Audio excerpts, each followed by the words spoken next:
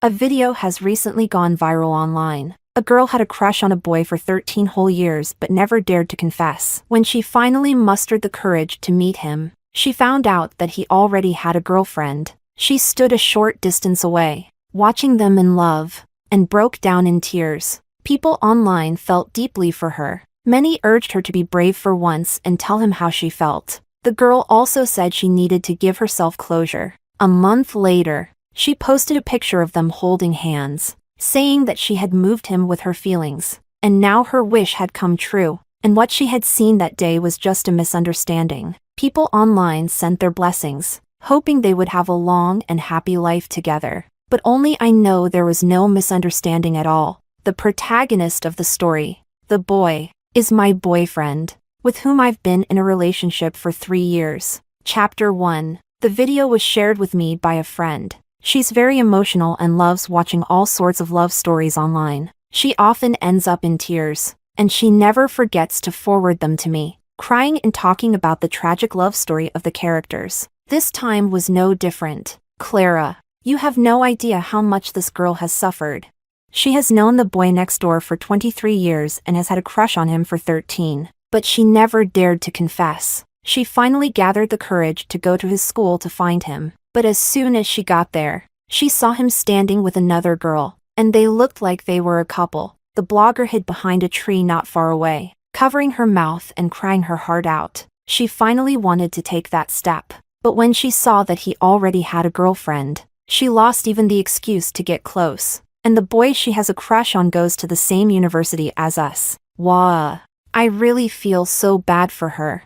By the end, Renata couldn't help but cover her mouth and cry. The video was posted a month ago. It has recently gone viral all over the internet, becoming the most talked about topic right now. I looked down at the video, watching this blogger. The blogger used the camera to record every little detail of her years of secret love, but she protected the boy's privacy very well, only filming the paths he walked, the flowers he praised, and every word he said.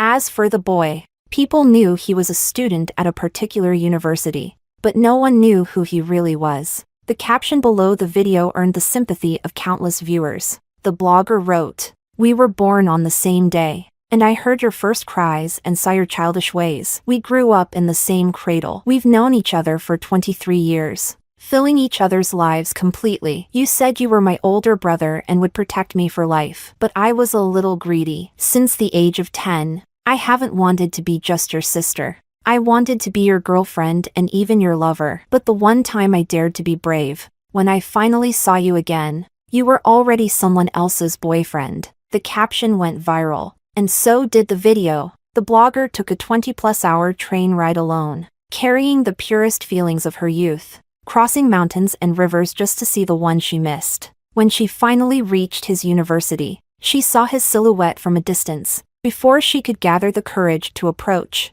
another girl appeared, shattering all her hopes from the past years. The blogger filmed the shadows of a couple on the ground, with her crying voice as the narration. She sobbed with her hand over her mouth, not making much noise, but her pain was still palpable through the screen. And when I opened the comments section, many people were reminiscing about their past. Some talked about the people they had crushes on when they were young. Years later, seeing them again, even just a glance could still make their hearts tremble. There were too many people sharing their memories, and the comments exceeded 1 million as this video gained more and more attention. Many people, having experienced unrequited love themselves, having suffered the pain of unspoken crushes, knowing that it's a one-person show that will never bloom into anything more, they all hoped the blogger would be a little braver, at least to say out loud the love she had buried in her heart for so many years, to give herself some closure.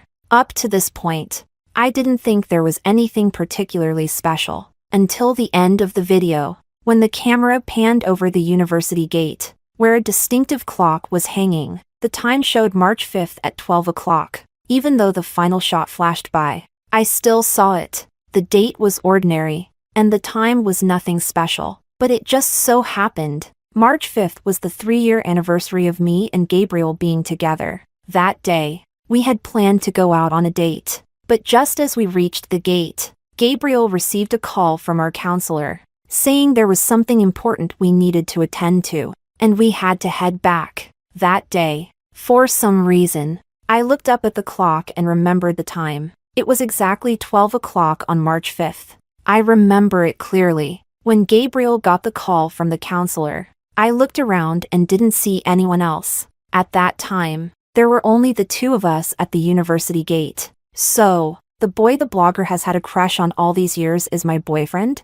Chapter 2. My mind was filled with 1,000 thoughts as I suddenly recalled Gabriel mentioning a neighbor's little sister. He said, "Although I'm an only child, I've always had a little shadow following me. She's my neighbor's little sister, and we were born on the same day, just like twins. When there's a chance, I'll introduce you to her." He also said, "Skylark has always liked coming to my house, and she considers my mom as her godmother. My mom really likes her, treating her like her own daughter, while I'm just like the adopted one." When Gabriel said this, I didn't pay much attention, thinking it was just a normal sibling-like relationship. I never imagined that this girl would actually like Gabriel. This shocking realization hit me so hard that I couldn't even process it. Suddenly, my phone buzzed, and the blogger posted a new video. I accidentally clicked on it. In this latest video, the blogger was wearing a mask, leaning against a boy whose face wasn't shown. She smiled at the camera and said,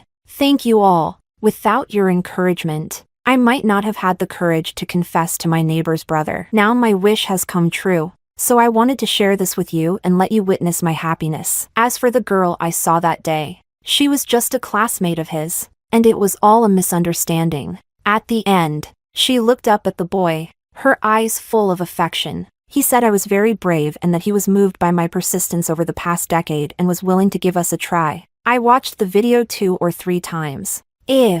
At first, I was still skeptical. Then, after watching this latest video, looking at the boy who didn't show his face, he was wearing the same shirt I had just bought for my boyfriend last week. When he reached out to hold her tightly, a scar on his hand was revealed. Perhaps scars are common, and others could have them too. But at the same time, with the same shirt, and now the same scar. Too many coincidences together.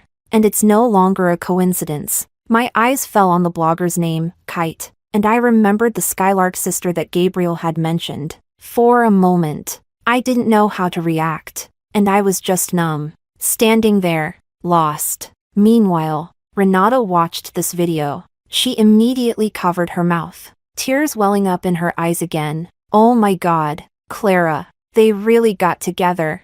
I thought unrequited love wouldn't lead to anything, but I never expected that the blogger and the boy she secretly loved would actually end up together. "Clara, I'm so happy for them."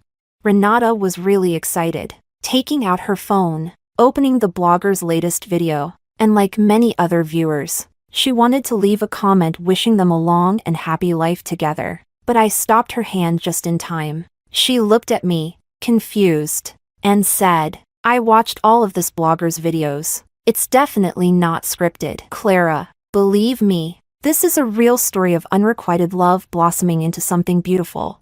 Renata always loved watching these kinds of videos, but she would usually find out later that 8 out of 10 were scripted. This time, Renata probably thought I still believed that. I shook my head at her, pointing to the boy in the video whose face wasn't shown, and told her, "That boy is Gabriel, the same Gabriel who has been with me for 3 years. The one who said he would take me home to meet his parents over the new year and finalize our engagement after graduation." Gabriel. Hearing my words, Renata was stunned, clearly in disbelief. She frowned, hesitating. It was only after a long pause that she spoke. "There are many people who wear similar clothes. Could it really just be a coincidence? If I could, I would also hope this was just a coincidence. So, if only to give myself some closure, I called Gabriel on video. It took over 10 seconds before Gabriel answered. "Clara, why did you suddenly call me on video?" Gabriel, who had originally said he was studying in the library, was now at a mall, with noise all around, and a girl in a blue dress passed behind him. Even glancing at the camera, if I hadn't seen that video, I might not have noticed anything unusual. But Gabriel was wearing that white shirt, and the blogger in the video was also wearing that blue dress. Everything was so coincidental, so ridiculous. but I still suppressed my emotions and asked him, "Weren't you supposed to be in the library? Why does it look like you're at the mall? Who are you shopping with? A roommate?" Gabriel's eyes shifted slightly. He wasn't very good at lying, especially now, with guilt evident in his eyes, and he couldn't help but look around. Finally, he forced a smile and said, "Last time we went shopping, you liked a bag, so I thought I'd buy it as a gift for your birthday next month. I didn't expect you to find out. Is that so?" I forced a smile, and just as I was about to say something else, a girl's voice suddenly came from the video, sounding very much like the blogger Kite. Gabriel's expression flickered, and he quickly said, "I have something important to do. I'll talk to you when I get back to school." Then he quickly hung up the call, not giving me a chance to speak. At that moment, the blogger, Skylark, updated a photo again, this time holding a bag in her hand. Smiling, the caption read, "He said that even if the sky falls, today I'm the most important." Immediately, a newly registered account replied in her comments, "Never thought someone would love me silently for 13 years. Very touched. And I don't want to disappoint." The viewers in the comments were all deeply moved, but I, at that moment, was overwhelmed with a mix of anger and sadness. When I first started dating Gabriel, I had told him because of my family background, I hated betrayal. He raised his hand then, swore to the heavens that anyone who betrays true love should swallow 1,000 needles. Since that's the case, how can I not make sure his oath comes true? Chapter 3. Gabriel found me sitting by the Emerald Lake at school. This was where we first met. It was the beginning of our freshman year, and I was unfamiliar with the campus, unable to find my dormitory. I dragged my suitcase back and forth by the lake 3 or 4 times. Gabriel had arrived at school early. After settling in, he sat by the lake playing games. Seeing me pacing back and forth so many times, he approached me directly, asked my major, and then led me to the dormitory. The dorm was on the 5th floor, and there was no elevator, and the suitcase was quite heavy. He carried my suitcase upstairs for me. To thank him, I treated him to a meal, and we naturally became friends. Later, we spent more and more time together. At the beginning of our sophomore year, a senior from the same department pursued me. When Gabriel found out, he told my roommate that we should all go out together on the weekend. It wasn't until we arrived at the destination that I realized it was a carefully planned confession. Gabriel was good-looking, did well in his studies, and was ambitious. With no other girls around him, I had known for a while that I had feelings for him. But when Gabriel confessed to me, I didn't immediately agree.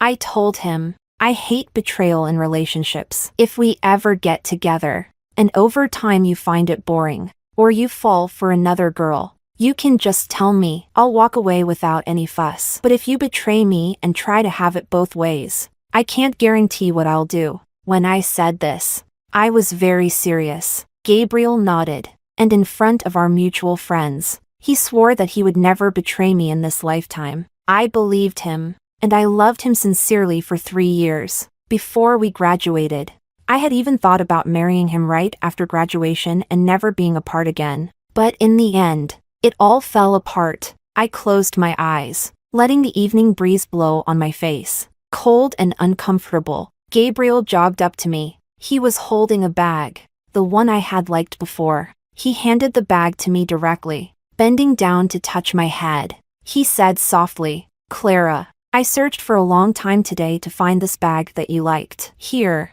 it's for you." If I didn't know anything, at this moment, I would have jumped into Gabriel's arms and said how wonderful my boyfriend was. But unfortunately, I knew. I also knew that just a few hours ago, this bag had been carried by another woman. I'm not a clean freak in everyday life, but in matters of love, this bag felt filthy to me, so I didn't reach out to take it. I just patted the spot beside me, and Gabriel sat down next to me. I pointed to the lake in front of us and asked if he remembered this place. He smiled. "How could I forget? When I first saw you, you were dragging your suitcase back and forth so many times, and I thought, how could this girl be so cute? That game I was playing, I was actually AFK, secretly watching you the whole time. I had to gather a lot of courage to approach you. So, Was it love at first sight?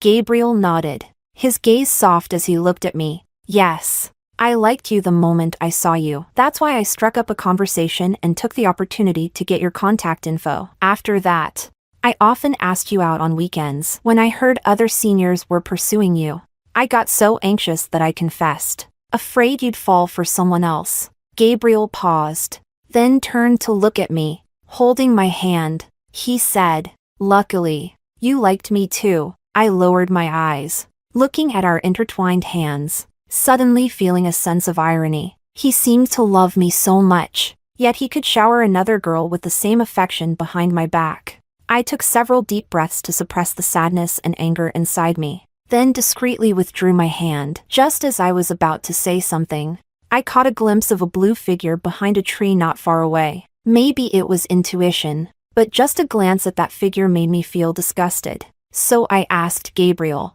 "Do you love me?"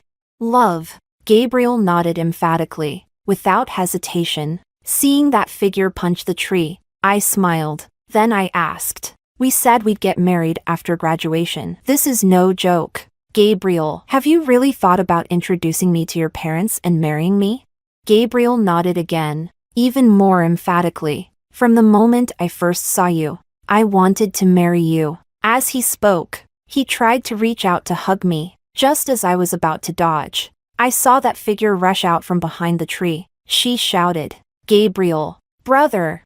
At her words, Gabriel's hands froze in midair. Chapter 4. Clara. "This is the neighbor's little sister I mentioned to you, Skylark." Gabriel concealed the panic in his eyes. He feigned surprise. Then he turned to Skylark and said, "Your school's already on break. What made you decide to come here? Why didn't you let me know in advance? As your brother, I should at least show you some hospitality." Gabriel usually wasn't much of a talker. If he wasn't hiding something, at most, he would have said, "Skylark, what brings you here?" But now he was saying so much just to tell me that he didn't know Skylark was coming and to emphasize his role as her brother, trying to keep me from overthinking it. I looked at this so-called brother and sister in front of me, finding it more and more ridiculous. Skylark bit her lip, her eyes glistening with tears. But in the end, she managed to smile at me. "You must be the girlfriend Gabriel mentioned, right? He's shown me your photos before. You're even prettier in person. He's really lucky." So, Skylark knew about my existence, which meant she wasn't being deceived by Gabriel. In that case, she knew exactly what she was doing. I detest people like her, so I didn't even bother to smile, not even lifting my eyelids, as I gently brushed the fallen leaves off my clothes. Skylark, however, acted as if she had suffered a great injustice. She kept glancing at Gabriel, who just shook his head at her, then bent down to look at me. "Clara, it's getting late, and I'm a bit worried about Skylark being alone. I'll take her back to the hotel first. Can you make it back to the dorm by yourself?" "Go ahead." I didn't hesitate and stood up immediately. But before leaving, I deliberately said to Gabriel, right in front of Skylark, "Don't forget, we're going to the amusement park tomorrow. Don't be late." After saying that, I walked away, but I didn't go far, counting the seconds in my mind before turning back the way I came. Gabriel and Skylark were still standing where I left them. I stood at a distance, dressed in a black dress, blending perfectly into the night. Maybe they thought I was far away by now. Skylark let her tears fall, looking tearfully at Gabriel. Do I really have to be so humble in front of her? Gabriel looked at her, a hint of pity flashing in his eyes. But he didn't relent. "She's my girlfriend after all. We agreed on this earlier. I can't break up with Clara. I really love her." Skylark wiped her tears and pointed to herself. "Then what am I?" Gabriel sighed, his voice unconsciously softening. "Skylark, I never imagined someone would love me in secret for over a decade. I'm really touched. So I agreed to your request. Before I marry Clara, I'll treat you like my girlfriend and make up for the regrets of the past 10 years. So, at this moment, in my heart, you are my girlfriend, and I will cherish you in every way, okay?" When I first watched those videos, I had a vague feeling that Skylark was deeply infatuated, but I didn't expect that a few sweet words would pacify her. Skylark still seemed a bit aggrieved, but in the end, she nodded. Okay, I won't act like this again. Then, as if she thought of something, she hooked her fingers around Gabriel's, speaking in a coquettish tone. Are you going to the amusement park tomorrow? But we haven't been to an amusement park together in so long. When we were kids, you said no matter how old we got, you wouldn't go with any girl but me. I'll respect your relationship, but can you give me tomorrow?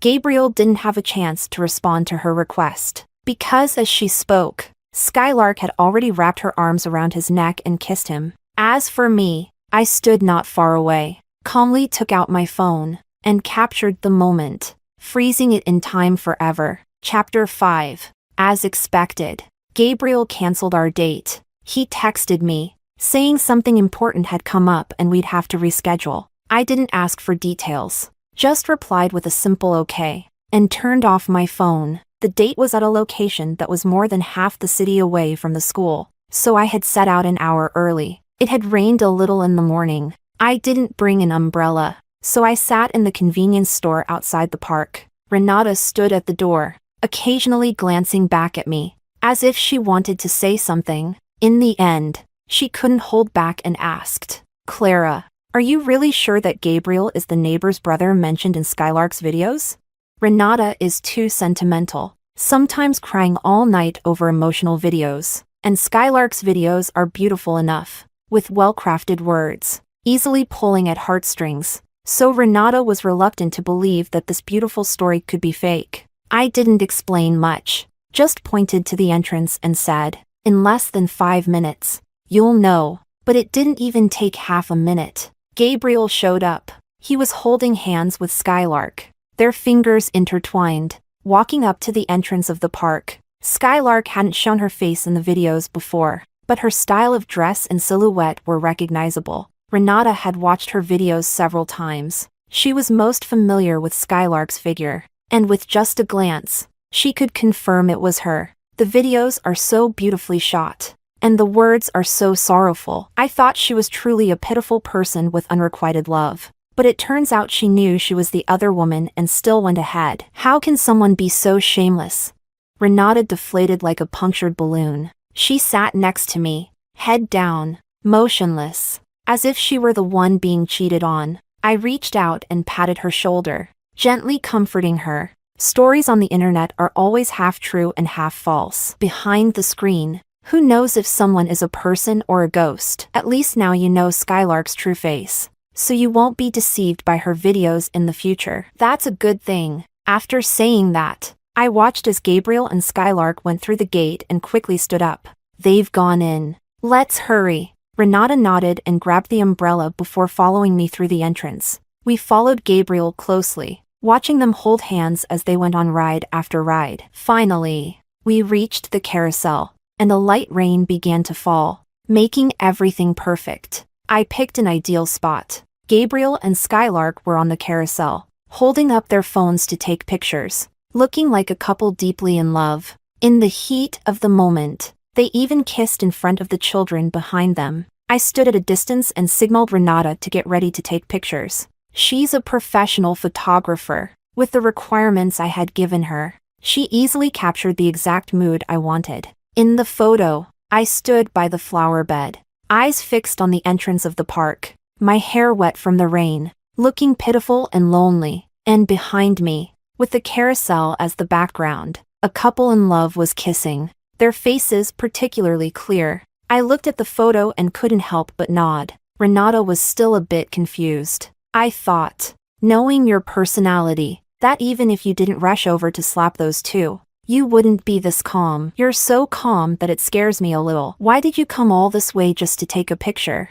As my best friend, I've never hidden anything from Renata. She knows my pain. She knows how my parents, who worked together for decades, went from being an ordinary couple in the countryside to well-known entrepreneurs in the city. Young couples, sharing hardships and fortunes. But there's a saying that rings true. With power and wealth comes the death of a wife. My father was no exception. That one simple man finally reached the peak of his industry, attracting countless women. He couldn't resist the temptation and set his sights on a girl about my age. wanting to divorce my mom and marry her. My mom, who had worn herself out for this family, and with the double blow of my dad's betrayal, ended up in the hospital. She passed away within a year. As for my dad, he didn't shed a single tear, eagerly preparing to marry his new wife. Fortunately, I had always been by their side, learning. For me, his daughter, my father had no defenses,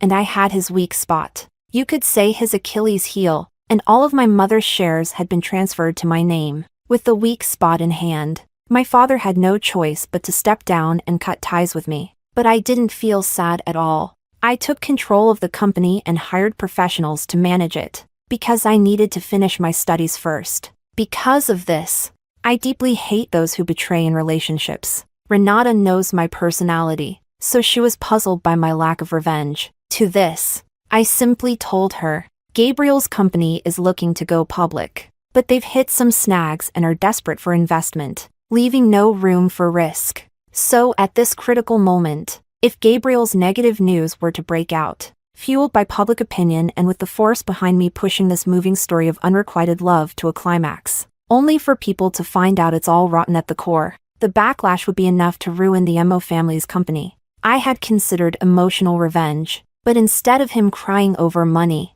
regretting losing me, I'd rather see him lose everything. Maybe I really am as cold-hearted as my father said, but I don't regret it.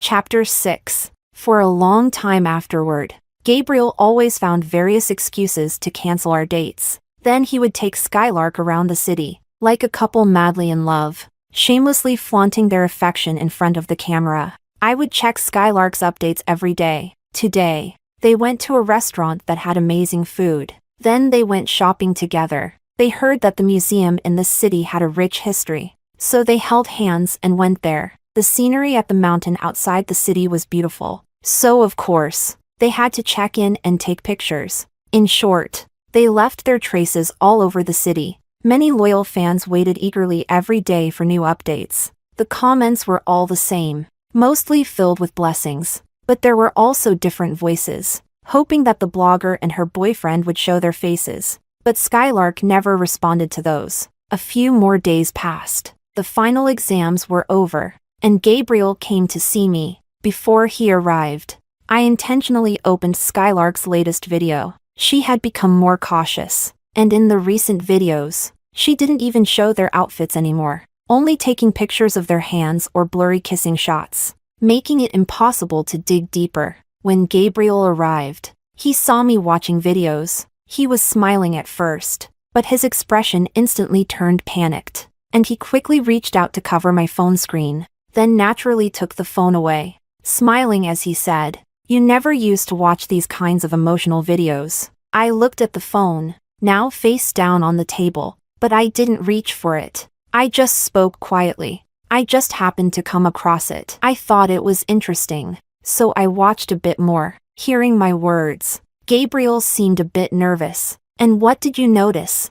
I smiled. "Well, I noticed that the blogger and her boyfriend seem really happy." As I spoke, I stared directly at Gabriel, but he didn't dare meet my gaze, and even his smile was forced. Then he said to me, "These videos are all scripted. There's nothing worth watching." I nodded. True, there aren't that many unrequited loves out there. But speaking of which, if you were the one being secretly admired, and a girl liked you for so many years, wouldn't you be really touched?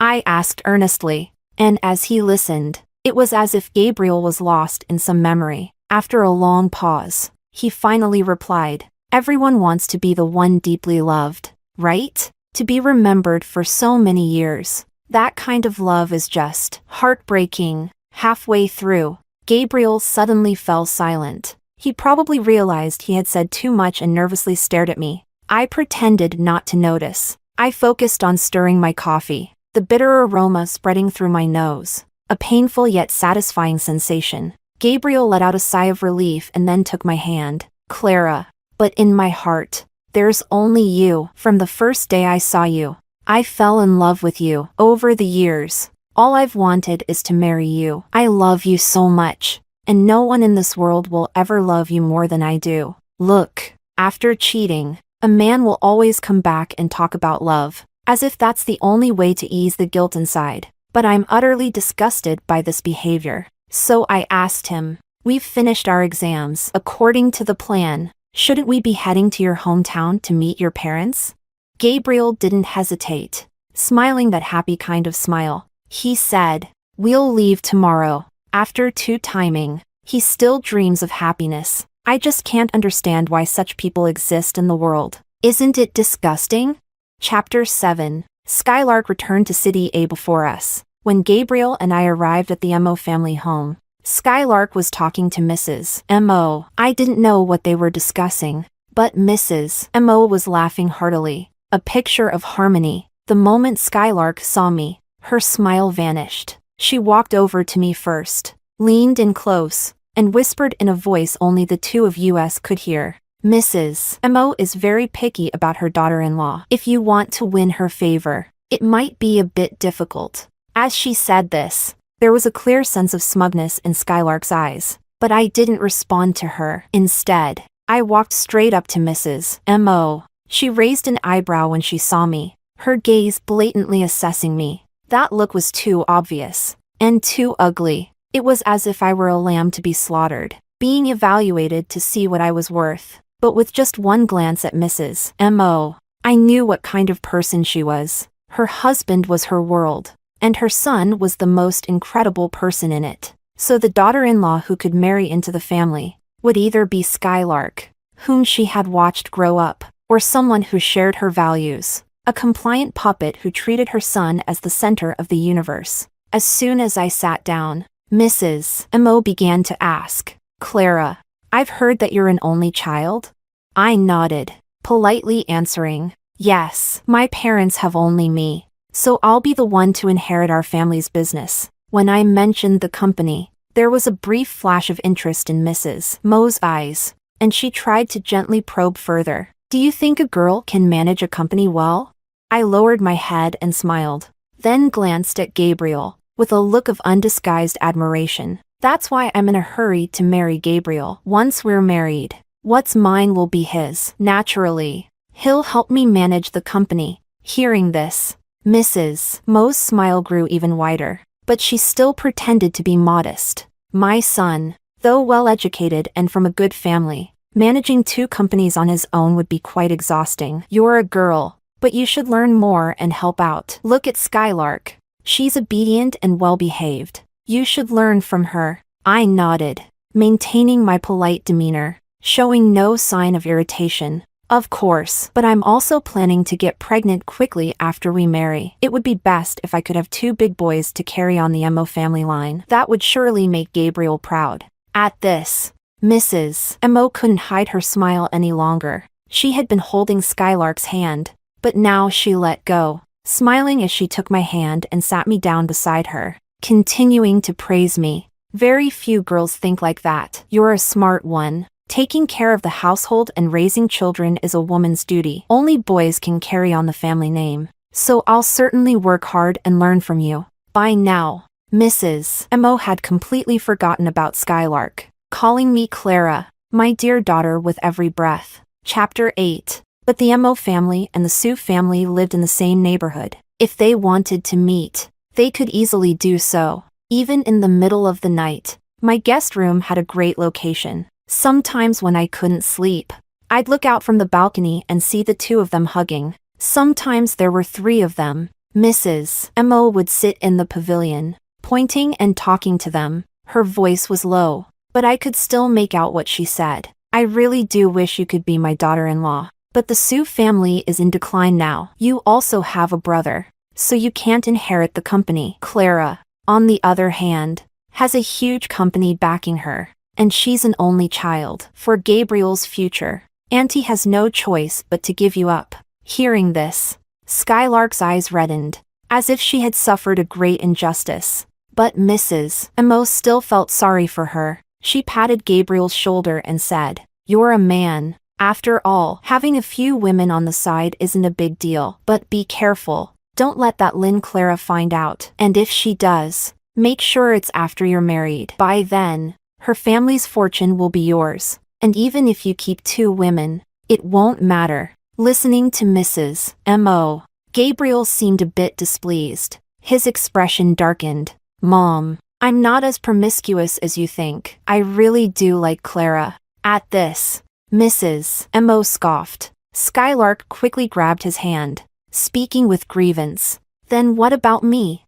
Gabriel was silent for a moment, then reached out to touch her face, his eyes full of affection. I've always treated you as my most beloved sister, and that won't change. Even after I'm married, I'll still take care of you and cherish you, but this relationship can only continue until I'm married. That's our agreement, and it can't be broken. At first glance, these words might seem full of deep emotion, but in reality, they were utterly scummy. Scummy enough to make me want to vomit the next moment. As for Gabriel's father, it wasn't until my third day there that I finally met him. He was busy with the company's upcoming IPO, needing to maintain a good image. Lately, he had been seeking investment everywhere and had his eyes on a project in City A, looking for a partner. After learning that I was the heir to the Lin Group, his attitude toward me became extremely favorable, as if he couldn't wait for me and Gabriel to get married. Like Mrs. Mo,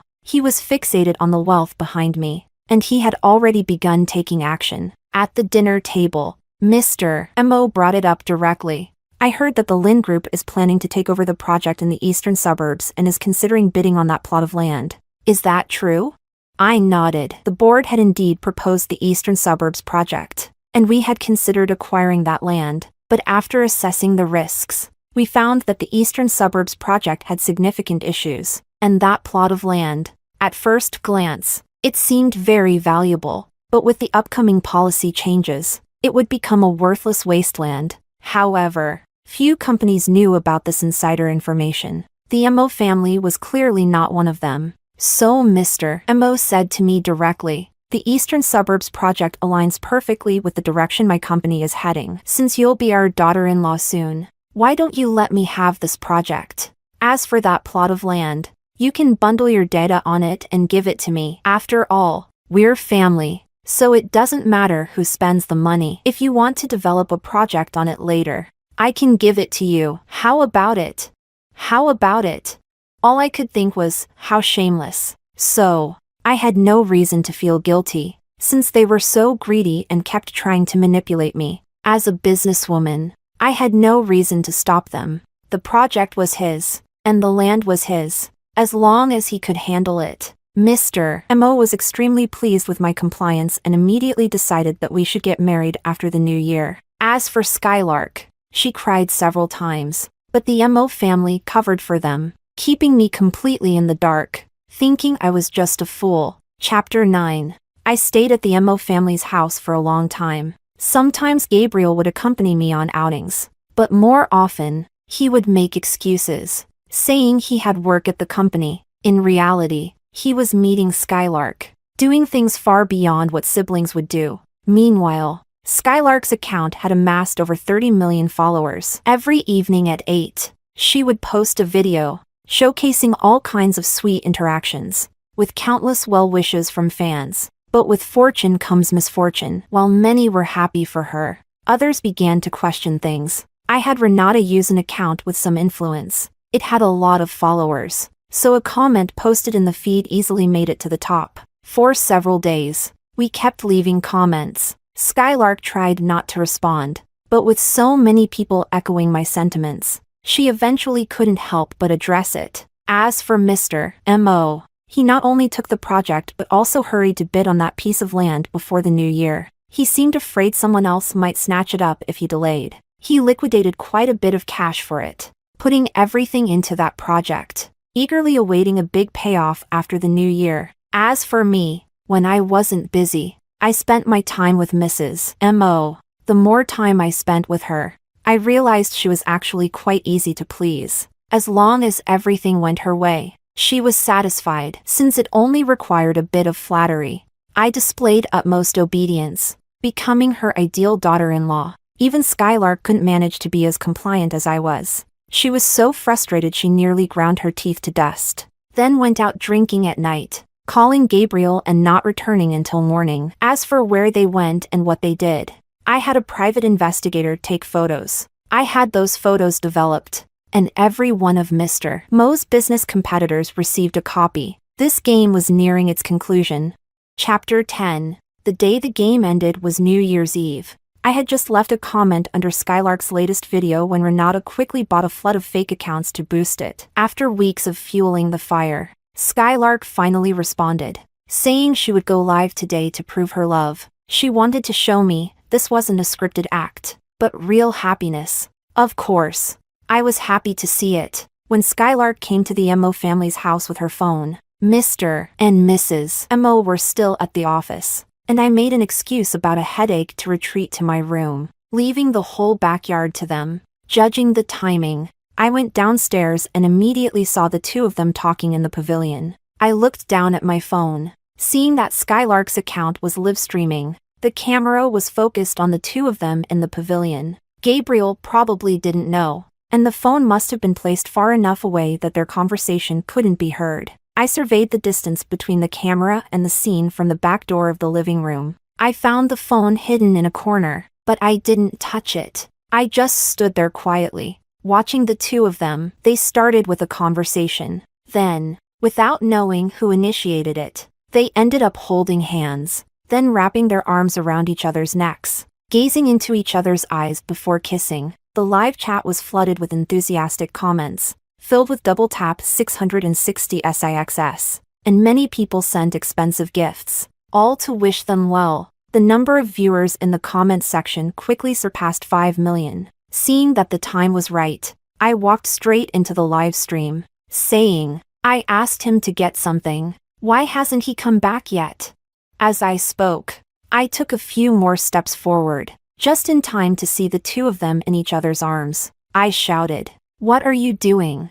The moment Gabriel heard my voice, he quickly pushed Skylark away, looking utterly panicked as he ran towards me. "Clara, let me explain." I shook my head frantically, refusing to let him come any closer, my voice breaking with tears as I questioned him. "Gabriel, you're my boyfriend. We've been together for 3 years. We're at the point of meeting each other's parents. How could you do this to me? You told me you were just like siblings. But what kind of siblings kiss like that?" I cried, my tears falling onto my phone. And when Skylark came over, I raised my hand and slapped Gabriel. "Gabriel, how could you do this to me?" It was this slap that made Skylark so distressed. Distressed enough to forget she was still live streaming, as she immediately rushed at me. "Clara, who do you think you are, daring to hit Gabriel?" As she spoke, she pushed me, and I fell to the ground. But I still looked up at her and shouted, "Why wouldn't I hit him? We've been together for 3 years, and you two have been sneaking around behind my back. And on a day like today, you, as the other woman, what right do you have to shout at me?" With everything out in the open, Skylark couldn't hold back any longer. More out of anger than anything else, with tears in her eyes, she retorted, "You've been together for 3 years, but we've known each other for 23. If I hadn't confessed too late, you wouldn't even be in the picture." As she spoke, Gabriel quickly bent down, trying to help me up from the ground, but I pushed his hand away. "Gabriel, I never thought you'd be like this. How could you do this to me? How could you?" My tears fell on his hand like burning coals, making him jerk his hand back. Then he started apologizing endlessly. "I'm sorry, Clara. It's my fault. I lost my mind. Please forgive me this one time. I promise it won't happen again. I promise." Seeing him plead, Skylark's sadness deepened. She pointed at me and shouted, "Clara doesn't love you like I do. Why do you have to be so humble? Why do you treat me like this?"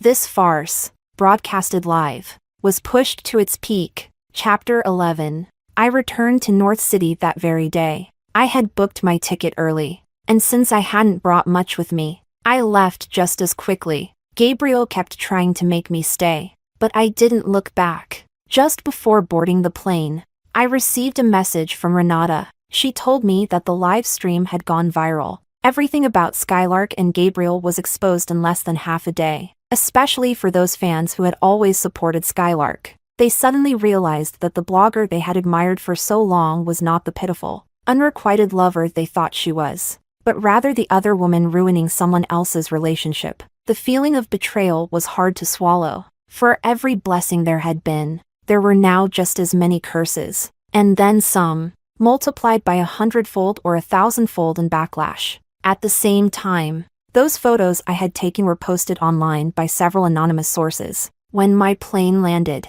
and I turned my phone back on, the photos I had taken were trending at the top of the search charts, especially the one from the amusement park. In it, I looked like the ultimate fool, standing alone in the rain, waiting for someone who would never show up, while behind me, a couple passionately kissed. A user claimed they had taken the photo at the amusement park by chance, not realizing it was actually a scene of infidelity. There was no denying that Gabriel and I had been dating first, and Skylark wasn't deceived. The live stream proved she had known everything from the start, yet still chose to be the other woman. So no matter how they tried to explain it afterward, it was futile. I blocked all of Gabriel's contact information and refused to let him enter my neighborhood, completely cutting off any chance of meeting. As for his family's company, their long-prepared plans to go public were completely derailed by this scandal. And not only that, the project they had invested so much money into started to go under,